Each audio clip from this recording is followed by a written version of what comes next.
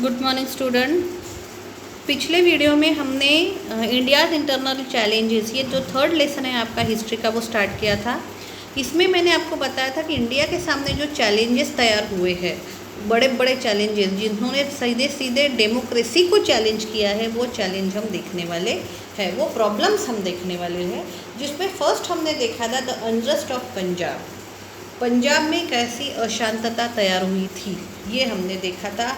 जब पंजाब में अनरेस्ट तैयार हुआ था तो उस वक्त हमारी प्रधानमंत्री थी इंदिरा गांधी। अकाली दल ने जब 1973 में कुछ मांगे की थी कि चंडीगढ़ उनको चाहिए, पंजाबी स्पीकिंग जो एरिया है वो पंजाब से जोड़ा जाए, फिर recruitment of people in Punjab from Punjab should be increase in Indian army, ठीक है, पंजाब को मोर ऑटोनॉमी देनी चाहिए, ये भी। उसके बाद 1977 में उन्होंने रिवर्स वाटर का ज़्यादा शेयर मांगा था, अमृतसर का होली सिटी का स्टेटस मांगा था। उसके बाद 1980 में उन्होंने इंडिपेंडेंट खालिस्तान की मांग रखी थी। उसके बाद हमने देखा है भाईंदर वाले ने किस तरह से अपने सपोर्टर, आम सपोर्टर तैयार किए थे, किस तरह से उन्होंने 1983 में जो हमारा अमृतसर का टेम्पल है, गोल्डन टेम्पल, उसको अपने कब्ज़े में ले लिया था और उस पर बैरिकेड्स लगाए, सैंड बैरिकेड्स, और एक किले की तरह वहाँ पे तैयार हो गया था। अंदर के साइड में पूरे आर्म जो उनके पीपल थे वो थे। तो इसको हम एक टेररिस्ट अटैक भी बोल सकते हैं कि ये एक टेररिस्ट अटैक हो गया था, जिससे पंजाब में बहुत सारा अनरेस्ट, बहुत सारी अशांतता फैल गई थी। क्योंकि एक तो गोल्डन टेम्पल जो हमारे सिख भाइयों का सबसे ज़्यादा पवित्र स्थान है, वहाँ पे आर्म फोर्स जाना, ये अपने आप में एक बहुत भयंकर घटना थी। उसके बावजूद कुछ पंजाब के हमारे भाई बहन ऐसे थे जिनको ऐसा लगता था कि भाईंदर वाले सही है, वो उनकी तरफ ज़्यादा झुक रहे थे। ये भी एक उससे बड़ा प्रॉब्लम था कि अगर पंजाब के कॉमन पीपलों का सपोर्ट भाईंदर वाले को मिल जाता पूरी तरह, तो वैसे भी इंडियन गवर्नमेंट कुछ नहीं कर पाती थी, ठीक है। तो फिर इसको सुलझाया कैसा गया?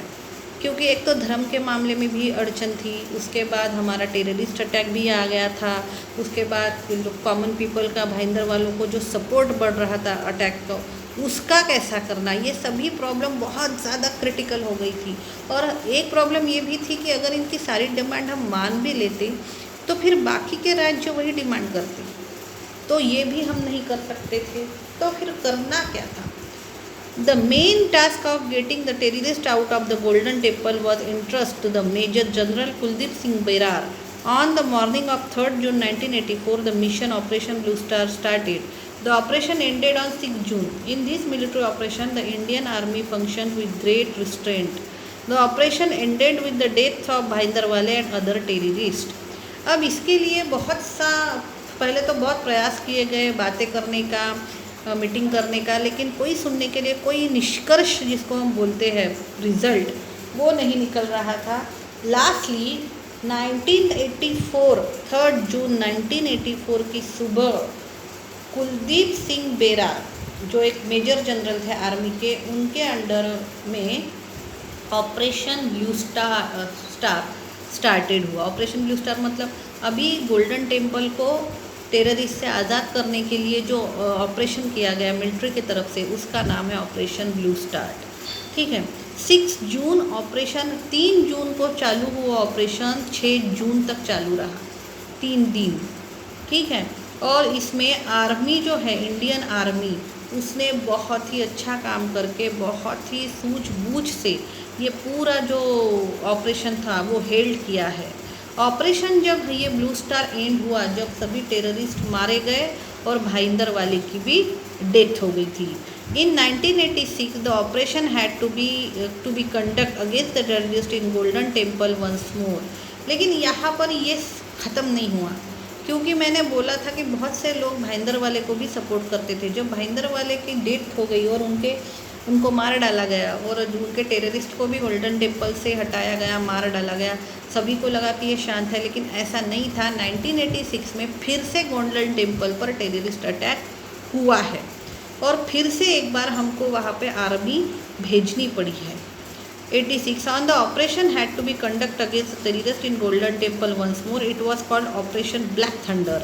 After this action was taken, the process of establishment of peace in Punjab picked up the momentum.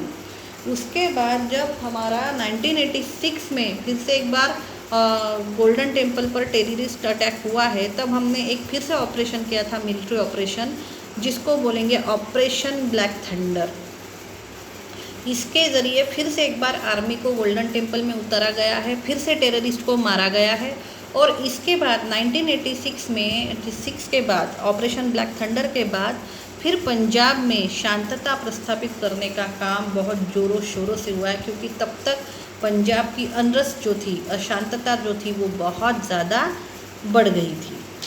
Issue concerning north east India. अब ये और एक हमारा प्रॉब्लम है जो बहुत बड़ा हमारे सामने उभर के आया था। नॉर्थ ईस्ट इंडिया के जितने भी हमारे छोटे छोटे राज्य हैं, जैसे मिज़ोरम, नागालैंड, आसाम, इनका खुद का एक प्रॉब्लम था।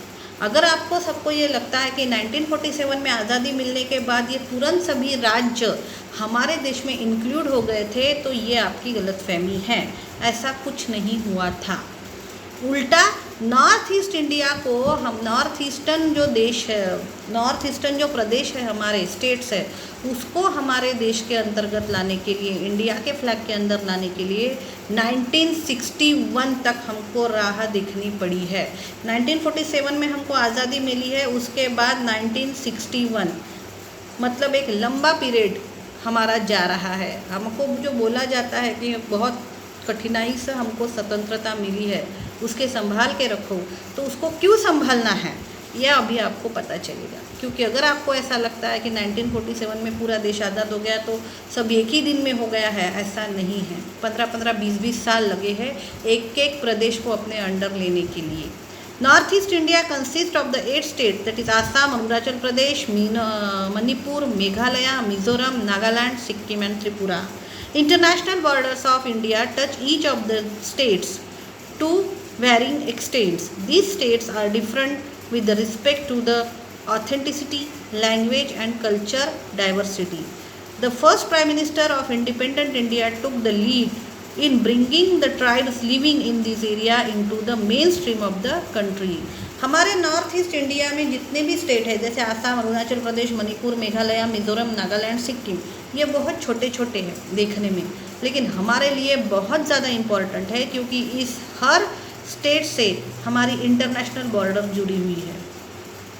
दूसरी बात, ये जो इंटरनेशनल बॉर्डर है, अगर ये हमारी डिस्प्यूट में आ गई तो हमको बहुत ज़्यादा प्रॉब्लम होगी। जैसे अभी चाइना का प्रॉब्लम हुआ था।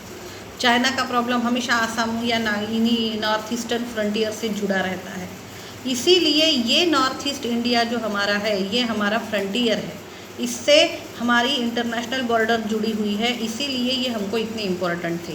दूसरी बात, यहाँ पर जो ट्राइब्स रहते हैं वो हमारे कल्चरल विकास के लिए या कल्चरल हमारी जो देन है उससे भी ज़्यादा रिलेटेड है, क्योंकि हर एक प्रदेश का अपनी एक ऑथेंटिसिटी है, अपनी एक लैंग्वेज है, अपना एक कल्चर है। ठीक है, हमारे जो फर्स्ट इंडिपेंडेंट इंडिया के प्राइम मिनिस्टर थे श्रीमान पंडित जवाहरलाल नेहरू, इन्होंने खुद से जाके इन प्रदेशों से बात की थी, बहुत ये प्रयत्न किया था कि ये जो प्रदेश है ये हमारे मेन स्ट्रीम इंडिया में आ जाए।